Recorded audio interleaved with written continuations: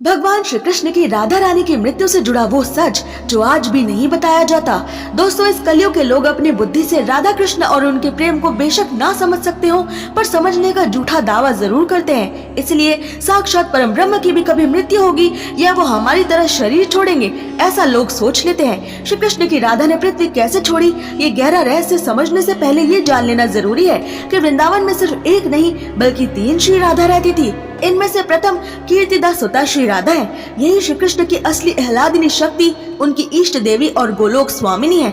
इन्हीं के 2 अन्य रूप हैं, कामा श्री राधा और वामा श्री राधा, जो कि इन्हीं में निहित है।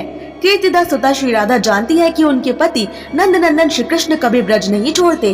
वो उनका एक रूप वसुदेव श्री कृष्ण है जो ब्रज का त्याग करते हैं और द्वारका में लीला करते हैं, जबकि उनके 2 अन्य रूप कामा श्री राधा और वामा श्री राधा ये नहीं जानती।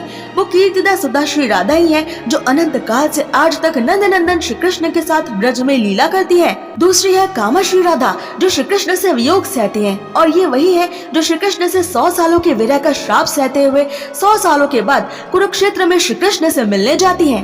तीसरी है वामा श्री राधा, ये श्री कृष्ण से वियोग का दर्द नहीं सह सकती थी, इसलिए श्री कृष्ण के वृंदावन छोड़ने के बाद इन्होंने यमुना में छलांग लगाई और यमुना के रास्ते गोलोक धाम को वापस चली गई।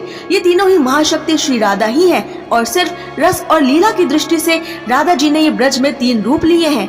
लोग ऐसी आदि शक्ति श्री राधा को आम मनुष्य मानकर ये झूठी कहानियां बनाते हैं कि वो श्री कृष्ण की द्वारका में दासी बनकर रहीं और वहीं एक पेड़ के नीचे उन्होंने श्री कृष्ण की बंसी सुनते हुए प्राण त्यागे और श्री कृष्ण ने वहीं अपनी बंसी तोड़ दी, जबकि असलियत में न सिर्फ श्री राधा बल्कि श्री कृष्ण और राधा जी के माता पिता, अष्ट सखियां और सभी ब्रजवासी नंद नंदन श्री कृष्ण के साथ सशरीर गोलोक लौट गए थे। और उसी समय इन्हीं श्री कृष्ण का ऐश्वर्य रूप वसुदेव श्री कृष्ण द्वारका में अपनी लीला कर रहे थे। इसलिए मृत्यु शब्द का विचार राधा रानी के लिए तो क्या, ब्रजवासियों तक के लिए करना भी व्यर्थ है, क्योंकि दुनिया के जन्म मरण के सिद्धांत वृंदावन पर लागू नहीं होते।